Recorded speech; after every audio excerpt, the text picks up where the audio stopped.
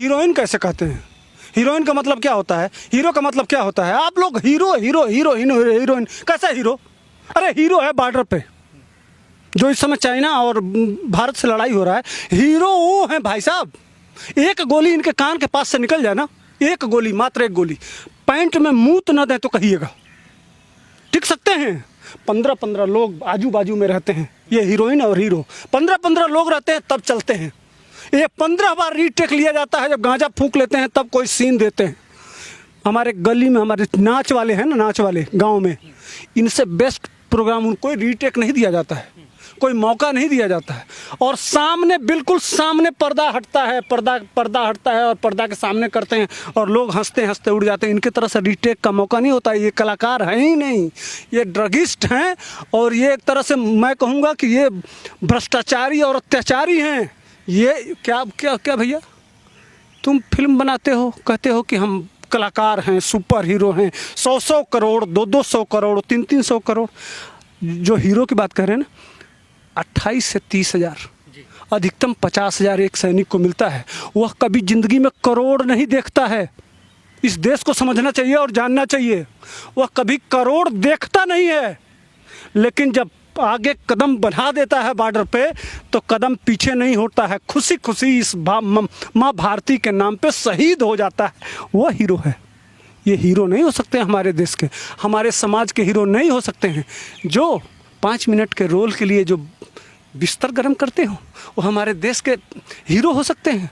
अरे एक एक माताएं हैं, विधवा हो जाती हैं, शहीद हो जाती हैं, लेकिन पूरी जिंदगी किसी के चेहरे की तरफ उठा के नहीं देखती हैं, उनके उंगलियां नहीं उठाई जाती हैं। और वो हीरो हैं, वो नारी है, छतरानी हैं, जो जौहर व्रत करना जानती हैं, जो 5-5 मिनट के लिए बिस्तर पे चली जाती हैं। उनको आप हीरो कहेंगे? उनको हीरोइन करें? हीरोइन का मतलब होता है वीरांगना। कैसी वीरता इन्होंने दिखाई है, जरा मुझे बताए। मैं पूरी फिल्मी दुनिया से पूछता हूँ, कौन सी वीरांगना वीरता का काम किए हो भैया? एक वीरता का काम बता दो। अरे तुम तो हीरो भी नहीं हो, विलेन के भी बाप हो। देखिए, एक विलेन था, फिल्मों में विलेन आया ना, सोनू सूद आया था, देश के सामने समस्या, निकला विलेन निकला और ओरिजिनल हीरो बन गया। हजारों मजदूरों को उनके घर पहुंचा दिया। तुमने क्या किया? हीरो हो भैया। 100-100 करोड़, 200-200 करोड़, 500-500 करोड़ रुपया कमाते हो हमारे टैक्स के पैसे से। जब हमारे देश के ऊपर अब आफत आई, हीरो किसे कहते हैं? वीर किसे कहते हैं? मैं देश से पूछना चाहता हूँ। सुभाष चंद्र बोस वीर थे, चंद्रशेखर आजाद वीर थे, भगत सिंह वीर थे। एक लक्षण इनके एक काम से दिखा दीजिए, एक काम पूरा देश बता दे, कोई बता दे। ये होते हैं हमारे देश के हीरो। सारे लोग तो उनको फॉलो करते हैं ना, मिलियन ऑफ मिलियंस फॉलोअर्स हैं इनके, लोग बहुत सारे इनको मानने वाले हैं, as a Nayak as a नायिका उनको मानते हैं ना सर। तो यही वही लोग हैं मानने वाले भैया, जिनको ड्रग चाहिए,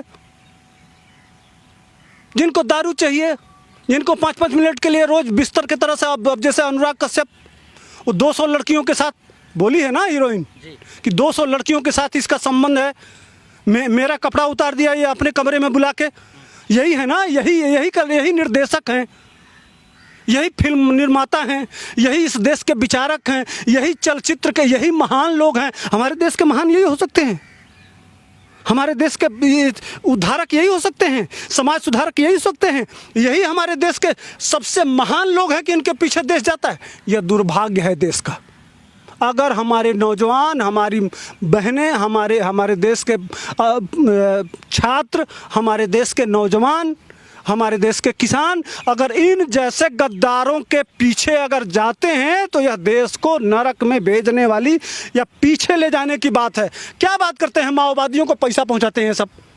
मैं आज खुले चैलेंज करता हूं, अनुराग कश्यप, सारे जितने ये डायरेक्टर हैं, हर महीने कम से कम 20 से 25 करोड़ इकट्ठा करता है रुपया, और ये कहाँ पहुंचाता है? जितने देश में नक्सली हैं, नक्सलियों को हथियार कहाँ से मिलता है? कौन ले जाता है? कौन पहुंचाता है? कौन देता है? कौन देता है भाई साहब? ये अनुराग कश्यप देता है, जो लड़कियों को, जो 200 लड़कियों से अवैध संबंध बनाता है, जो कल अब मुकदमा लिखा जाएगा, जेल जाएगा, ये हथियार सप्लाई का काम करता है। आज मैं एकदम इसकी जांच करवा लीजिए, अगर मेरी बात सही ना निकले तो कहिएगा, पक्का मैं कह रहा हूँ। लेकिन जिस तरह से अगर यही बात है तो बात ये भी निकल के आती है कि संसद भवन के पटल पर जया बच्चन कहती हैं कि बॉलीवुड को बदनाम किया जा रहा। आज दीपिका पादुकोण हो, श्रद्धा कपूर हो, सिमोन खम्बाटा हो या 90s ज़माने की हीरोइनें हो, सब ड्रग्स में लिप्त हैं। अब बोल नहीं रही, ऐसा क्यों पांडे जी? अच्छा, ये किस बात का बदनाम किया जा रहा है? कैसा बदनाम? नाम हो तब न बदनाम कर, कैसा बदनाम भाई? अब क्या इस देश को क्या दिया है आपने? अब एक बात बताइए, आप फिल्म बनाती हैं, नाचती हैं, उस पर लोग थोड़ा सा ताली पीट देते हैं, तो उस पर आप कहती हैं हम हीरोइन हैं। लेकिन आपने इस देश को दिया क्या? फिल्मी दुनिया में क्या दिया है अब तक? दिखाइए मुझको। ये बदनाम नहीं किया, तब बदनामी नहीं हुआ जब पाकिस्तान में जाके नसरुद्दीन शाह कहते थे कि लगता है कि मैं अपने घर आया हूँ। उस समय उनको समझ में नहीं आया। फिल्मी दुनिया ने क्या AK-47 पकड़ा जाता है, जब वहाँ से आतंकवादी आते हैं, सारा घटनाएं मुंबई में होती हैं, तब जया बच्चन कहाँ चली जाती हैं, तब उनकी सोच कहाँ चली जाती है, तब उनका विचारधारा कहाँ चला जाता है। मुंबई में क्या क्या नहीं होता है भाई साहब। 4-4, 5-5 घटनाएं वहाँ आतंकवादियों की हुई, कितनी वहाँ हत्याएं हुई। जया बच्चन जी कहाँ थी उस समय? संसद में एक आवाज़ उनकी कभी सुनी है आपने? जितने देश के मुद्दा हैं, और कि कौन बॉलीवुड को बदनाम करेगा? क्यों बदनाम करेगा? बॉलीवुड है ही नहीं। ये ड्रग नशेड़ियों का अड्डा है, नशेड़ियों का अड्डा भाई साहब। इनके लिए जगह जेल है, बाकी कोई जगह नहीं। वैसे भी जा रहे हैं, अभी 25-30 नाम आया ना, बड़े बड़े। अभी ये अभिनेत्रियां आ रही हैं, इनको हीरोइन नहीं, अभिनेत्री। हीरोइन का मतलब वीरांगना होता है, यह देश को समझना चाहिए। हीरोइन मत कहिए, कलाकार कहिए, अभिनेत्री कहिए, हीरोइन नहीं। ये हमारे देश की हीरोइन नहीं हो सकती हैं। झांसी की रानी हीरोइन हो सकती हैं, रानी पद्मावती हो सकती हैं, और भी जितनी छत्राणी जो देश के लिए शहीद हो गई, जो अपनी जान दे दी जौहर के, वह हीरोइन हो सकती हैं। कंगना रनौत और यह जितना नाम आ रहा है ड्रगिस्टों को, मुझे नाम लेने में भी शर्म आ रहा है, इसलिए कि हम अपने परिवार को क्या बताऊं कि हमारे परिवार के बच्चे इनको देख के, इनको अपना गॉडफादर, इनको अपना मिसाल बनाते हैं, तो हमारे बच्चे भी ड्रग पिएंगे कल। बॉलीवुड तो यही सिखा रहा है ना, यही हमको बता रहा है ना। हमारे बच्चों को क्या देगा? अरे शुक्रगुजार हूँ मैं अपने बिहार के लाल का कि मरते वो मार दिए महाराष्ट्र, यही मारा, बॉलीवुड ने ही मारा सुशांत को। यह चाहता नहीं था कि वो आदमी आगे बढ़े, एक अच्छा कलाकार हो, यही तो रैकेट है, वहाँ गोल है। लेकिन हमारा बिहार का लाला ऐसा फिल्म इनका बनाया, ऐसा फिल्म बनाया भाई साहब कि ये 3 घंटे के फिल्म के लिए बनाते हैं, वो उसकी फिल्म आज 100 दिन से 100-150 मैंने 120 दिन हो गया लगातार उसकी फिल्म चल रही है। और इनको ऐसा फिल्म बनाना सिखा के जाएगा कि इतिहास याद करेगा, इतिहास याद करेगा कि किसी बिहार के लाल का साथ जो बॉलीवुड किया, उस एक लाल ने एक बिहारी 100 पर भारी। भाई साहब ये तो हजारों हजार हैं, इस देश के करोड़ों फॉलोअर हैं, जिनके सबको बजा के रख दिया ना। बहुत जरूरी था सच्चाई के लिए उसकी सत्य यह होता है कि सोल, आत्मा की आवाज़, सच्ची आत्मा थी सुशांत की। जाते जाते भी बॉलीवुड को साफ कर गया वो आदमी। ये होता है यह होता है ईमानदारी। वह 50 साल का बुजुर्ग, वो 4 बहनों की आत्मा की आवाज़ है कि आज पूरा देश के सामने ये जो कुकर्म किए हैं, जो नंगा नाच किए हैं, जो पाप किए हैं, जो अधर्म किए हैं, जो गुनाह किए हैं, उसका पोल खुल रहा है। ये मेकअप कर लेती है ना तो डिजाइन में बन जाती हैं, कभी भूत बन जाती हैं, कभी कुछ बन जाती हैं, कभी कुछ बन जाती हैं, फिर बाद में मेकअप किया जाता है तो इनकी सच्चाई खुल के आती है। उसी तरह से इनका जो मेकअप है, इस देश में जो हमारे करोड़ों लोगों को फैन बना के जो मेकअप लगा के जो रूप दिखाई थी, उस मेकअप से पर्दा गिर गया।